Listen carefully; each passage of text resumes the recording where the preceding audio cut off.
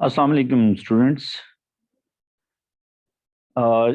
हमारा जो टॉपिक चल रहा था वो ग्रेविटेशन चल रहा था। यूनिवर्सल ग्रेविटेशनल फील्ड्स और A2 का जो हम टॉपिक चला रहे थे उसमें मैंने अगर प्रीवियस रिकैप दिया जाए तो इससे पिछले लेक्चर में सबसे पहले हमने बात की थी जी कि न्यूटन लॉ ऑफ ग्रेविटेशन क्या है। यूनिवर्स के अंदर कोई भी दो बॉडी एक दूसरे को अट्रैक्ट करते हैं और जिस फोर्स से वो अट्रैक्ट करते हैं that depends on their masses और मैसेज के डायरेक्टली प्रोपोर्शनल होती है और प्रोडक्ट के and inversely proportional to the square of distance between their centres.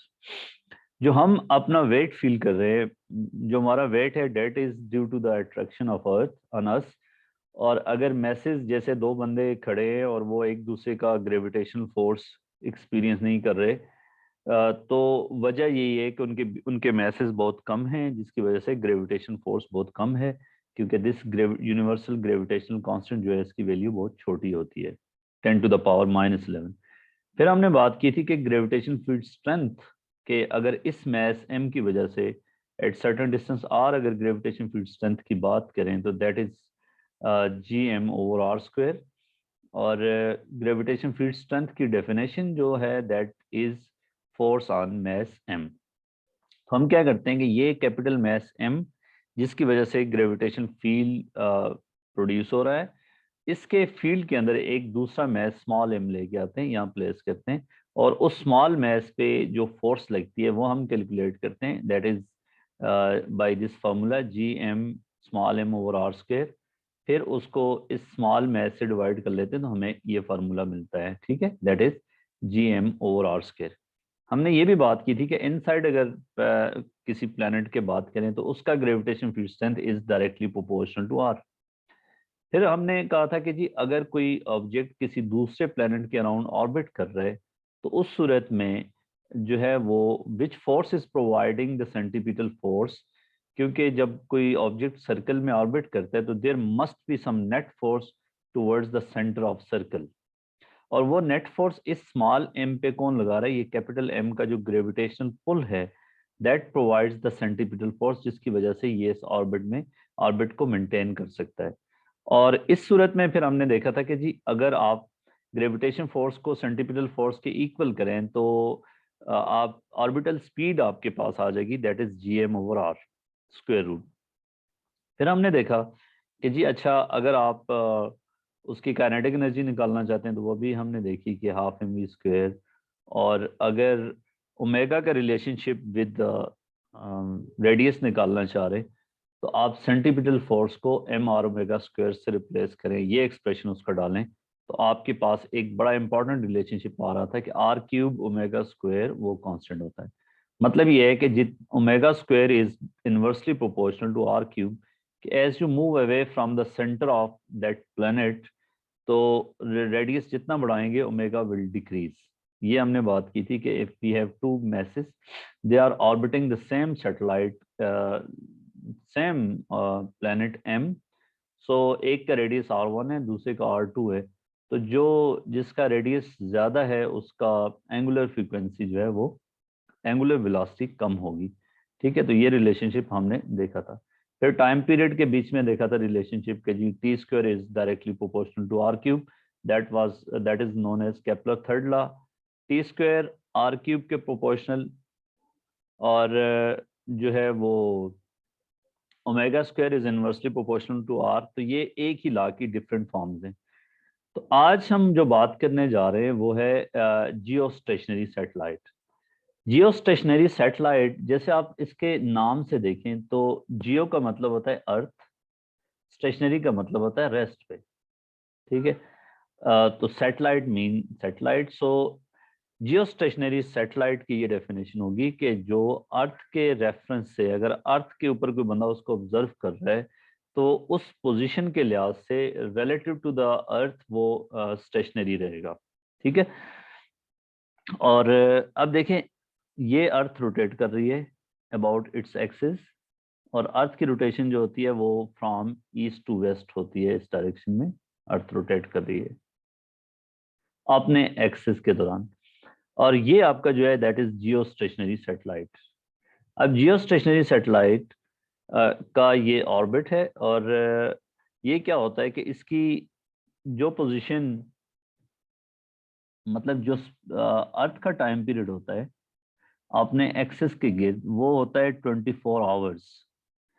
अगर जियो स्टेशनरी सैटेलाइट का भी टाइम पीरियड 24 आवर्स रख दें, तो फिर क्या होगा कि ये relative to the position of earth ये स्टेशनरी रहेगा। मतलब अब इस पोजीशन के ऊपर है, थोड़ी देर बाद ये इधर होगा, तो इतनी ही अर्थ पे अगर रोटेट कर चुकी होगी, तो अगर मैं इसको ऑब्जर्व कर रहा हूँ जमीन से बैठ के, तो ये ऊपर ही उसी पोजीशन पे रहेगा। मैं इसको, कोई भी ऑब्जर्वर अर्थ के ऊपर से देखेगा तो वो जियो स्टेशनरी सैटेलाइट उसको ऐसे लगेगा कि वो मूव नहीं हो रहा।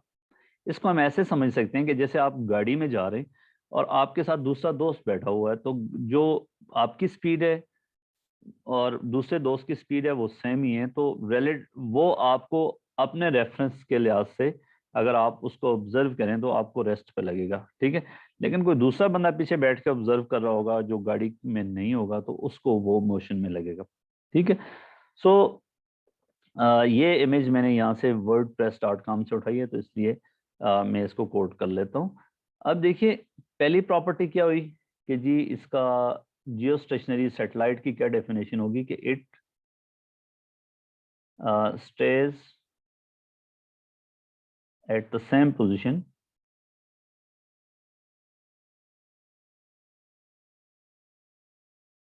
with respect to earth, relative to the earth। और दूसरी इसकी ये इसकी डेफिनेशन होगी। और ये कैसे पॉसिबल हो सकता है कि अर्थ अपने एक्सिस के दौरान, जो अर्थ का रोटेट टाइम पीरियड है वो है 24 आवर्स। ये बात आपको क्लियर होगी कि अर्थ का टाइम पीरियड अपने एक्सिस के दौरान, अर्थ जो अपना एक साइकिल कंप्लीट करती है अपने एक्सिस के दौरान, वो 24 आवर्स का टाइम पीरियड लेती है। और दूसरी बात आपको पता है कि अर्थ सन के राउंड भी घूम रही है, तो उसका जो टाइम पीरियड है वो 1 ईयर होता है। तो अपने एक्सिस के गिर्द जो अर्थ की रोटेशन होती है वो 24 आवर्स होती है। सो जियो स्टेशनरी सैटेलाइट का टाइम पीरियड कितना होना चाहिए? ये 24 आवर्स होना चाहिए। दूसरा ये है कि ये इक्वेटर के ऊपर होना चाहिए। अब आप कहेंगे जी इक्वेटर के ऊपर क्यों होना चाहिए? क्योंकि देखें, अर्थ का ये एक्सिस है रोटेशन का। This is the rotation axis of Earth about its axis। तो ये जो पोजीशन है ये इक्वेटर है, ये अर्थ की ये पोजीशन इक्वेटर, और ये आपके पास पोल है। मतलब अगर इसको ऐसे ड्रॉ करूं,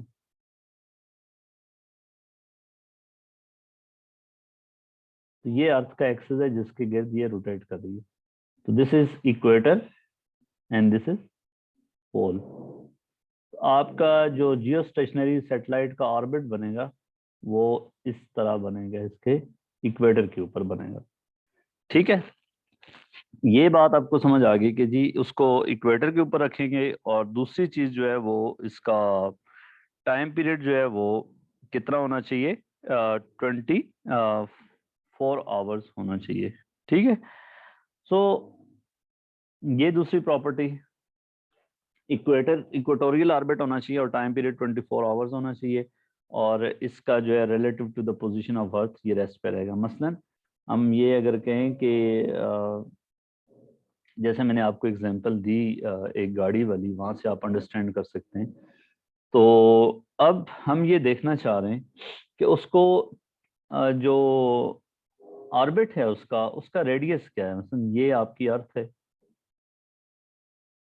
ये जियो स्टेशनरी सैटेलाइट है जो इसके अराउंड घूम रहा है। जो अर्थ का पीरियड है इसका पीरियड सेम है। मतलब अभी अगर अर्थ के रेफरेंस से ये इस जगह पे है, थोड़ी देर बाद ये इधर आएगा, तो ये अर्थ की ये पोजीशन भी रोटेट होके यहाँ पे आ जाएगी, ठीक है। तो उस पोजीशन के रिलेटिवली उसी जगह पे रहेगा। थोड़ी देर बाद अगर इधर आएगा तो अर्थ की पोजीशन ये भी रोटेट करके आगे आएगी, तो उतनी देर में इक्वेटर, ये जो सैटेलाइट है आपका वो भी इधर आ चुका होगा, ठीक है। और फिर अगर यही डॉट आपका इधर पहुंच जाता है घूम के, तो आपका सैटेलाइट अब यहाँ पे होगा। तो देखना ये है कि जी इसका जो है इसका रेडियस कितना है from the centre of earth, और ये अगर घूम रहा है तो कैसे, कौन सी फोर्स इसको सेंट्रीपिटल फोर्स प्रोवाइड कर रही है। अब देखें, अगर ये इसका मास ऑफ सैटेलाइट है तो आप देखेंगे कि जी इसके ऊपर ग्रेविटेशन पुल जो अर्थ की वजह से होगी वो फोर्स इधर होगी एफ जी, और यही फोर्स इसको सेंट्रीपिटल फोर्स प्रोवाइड कर रही है एफ जी। यहाँ पे है तो ये इधर, और इस पोजीशन पे है तो ये इधर। ठीक है, सो द फोर्स, जब कोई ऑब्जेक्ट सर्कल में घूमता है तो force should be toward centre. और इस सूरत में वही बात जो पहले मैंने बताई थी कि ग्रेविटेशनल फोर्स क्या प्रोवाइड करती है, सेंट्रीपिटल फोर्स प्रोवाइड करती है। F C centripetal force, F G gravitation force. अच्छा, अब ग्रेविटेशन फोर्स क्या है, according to Newton law of gravitation, M, this is mass of earth, इसको कैपिटल एम से शो कर देते हैं। Small mass is mass of satellite over जो रेडियस है इसका, distance from the centre of these two masses वो R है। और सेंट्रीपिटल फोर्स क्या होती है, एम आर ओमेगा स्क्वायर। ठीक हो गया। मेरा क्वेश्चन ये है कि मैंने रेडियस निकालना है और मुझे पता है क्या है कि टाइम 24 आवर्स है, और उस टाइम के लिए मैंने इसका कौन सा रिलेशनशिप सेंट्रीपिटल फोर्स का डाला है, क्योंकि आपको पता है कि सेंट्रीपिटल फोर्स का ये वाला फार्मूला भी होता है M V square over R, linear speed की फॉर्म में। लेकिन यहाँ पे हम क्या डाल रहे हैं कि उसको एंगुलर स्पीड की फॉर्म में जो है उसका फार्मूला डाल रहे हैं। अब देखिए, this is mass of satellite, क्योंकि सैटेलाइट अर्थ के राउंड घूम रहा है तो रोटेटिंग बॉडी इज सैटेलाइट, तो यहाँ मास ऑफ सैटेलाइट आएगा, तो ये इससे कैंसिल हो गया। तो हम ये इस पोजीशन पे पहुंच गए, G M is equal to R cube omega square. ये केपलर ने ऑलरेडी, केपलर लॉ में मैं बता चुका था कि यहाँ तक आप कैसे आते हैं। अब इसमें एंटर करना है टाइम पीरियड को, और आपको पता है कि omega is angular velocity is 2 pi by T, तो इसकी जगह ये डाल दूंगा इस पूरी इक्वेशन में, G M is equal to R cube into omega square that is 2 pi by T whole square. So ये चीज आ जाएगी जी। अब टाइम पीरियड क्या होगा, that is G M is equal to R cube 4 pi square over T square. ठीक है, तो are को पहले सब्जेक्ट बना दें, ये उठ के इधर आ जाएगा, G M T square over 4 pi square is equal to R cube. मैंने रेडियस निकालना है, और रेडियस निकालने के लिए अब R cube is G M T square over 4 pi square. ठीक है, अब देखें वैल्यू ऑफ जी क्या है, 6.67 इंटू 10⁻⁻11। मास ऑफ अर्थ क्या है, मास of earth 6 into 10⁻24। Time period क्या है, 24 आवर्स। 24 आवर्स को सेकंड में कन्वर्ट करना है, एक आवर में 60 मिनट होते हैं और एक मिनट में 60 सेकंड्स होते हैं, तो 24 टाइम्स 60 टाइम्स 60 कर लेंगे तो ये 24 आवर्स को सेकंड में कन्वर्ट कर लेंगे, divided by 4 pi square, divided by 4 pi square. ठीक हो गया जी। अब जो है ये जो है हमारे पास आर क्यूब आ जाएगा। ठीक है, अब यहाँ से अगर इसकी वैल्यू डालें और आप क्यूब रूट ले लें तो आपके पास क्या बनेगा, आर की वैल्यू क्या बनेगी, आर अगर आप कैलकुलेशन कर लें इस सारे की और एंड पे आप क्यूब रूट ले लें तो आपके पास इसका जो रेडियस बनता है वो आर इज 4.23 इंटू 10⁻7 मीटर। ठीक है, ये कौन सा डिस्टेंस आया, ये आपके पास डिस्टेंस आया जी from the centre to this, ये रेडियस आया, ये सैटेलाइट है। अब आप देखें कि अगर कितनी हाइट पे इसको ड्रॉप करते हैं, तो अगर ये कितनी हाइट पे इसको लॉन्च किया जाता है, ये हाइट निकालनी है, तो बीच में से जो रेडियस ऑफ अर्थ है उसको आप माइनस कर दें। सो आर क्या होगा, R is equal to radius of earth plus H. ठीक है, तो इस सारे की आपके पास वैल्यू आ गई, radius of earth plus H is 4.23 into 10⁻⁷ metre.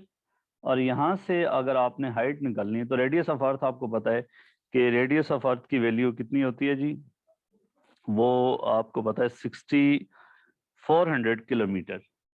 So radius of earth is 6400 kilometre, और इसको आप मीटर में कन्वर्ट कर लेंगे तो 6400 इंटू 10⁻³ मीटर। तो यहाँ से इसमें इसकी वैल्यू डाल देंगे तो आपके पास हाइट जो आएगी वो 4.2 टाइम्स 10⁻⁷ माइनस 6.4 इंटू 10⁻³ इधर से आ गए, और ये तो 10⁻⁶ आ जाएगा। तो इससे जो है आपके पास हाइट आ जाएगी कि कितनी हाइट पे उसको हम कैलकुलेट करते हैं, कितनी हाइट पे उसको रखा जाता है।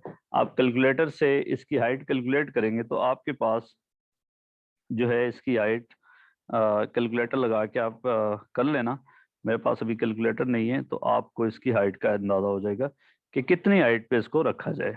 ठीक है, तो बेसिकली क्या है कि जियो स्टेशनरी सैटेलाइट है क्या चीज़, और जियो स्टेशनरी सैटेलाइट को अगर आप हाइट की कैलकुलेशन करना चाह रहे हैं यहाँ से, तो ये बनता है 35,777 टाइम्स 000, तो इतने मीटर इसकी हाइट आ जाएगी। ठीक है, तो height from the surface of earth अगर जियो स्टेशनरी सैटेलाइट की देखें तो वो हमारे पास इतनी हाइट आती है। देखें ये काफ़ी बड़ी हाइट है, और तमाम जितने भी जियो स्टेशनरी सैटेलाइट होंगे उन सारों का एक ही ऑर्बिट में, इतने ही ऑर्बिट में उसको रखना पड़ेगा। अब सवाल ये है कि जी इस ऑर्बिट से बाहर दूर इधर उधर क्यों नहीं जा सकते। वजह ये है कि अगर इस ऑर्बिट से कहीं और आगे जाएंगे तो फिर टाइम पीरियड जो है आपका 24 आवर्स नहीं होगा, और फिर वो with respect to the earth position वो स्टेशनरी नहीं होगा। ठीक है, जियो स्टेशनरी सैटेलाइट की प्रॉपर्टी क्या है कि 24 आवर्स, इक्वेटोरियल ऑर्बिट, और फिर क्या है कि इसको जब लॉन्च किया जाता है तो ईस्ट से वेस्ट की तरफ लॉन्च किया जाता है। ठीक है, फ्रॉम ईस्ट टू वेस्ट। अगर आप देखें ना कि अर्थ कैसे रोटेट करती है, अर्थ की रोटेशन, जो रोटेशनल ऑर्बिट है अर्थ का जो आपको दिख रहा है वो ऐसे रोटेट करती है। Sorry, from west to east इसकी रोटेशन होगी।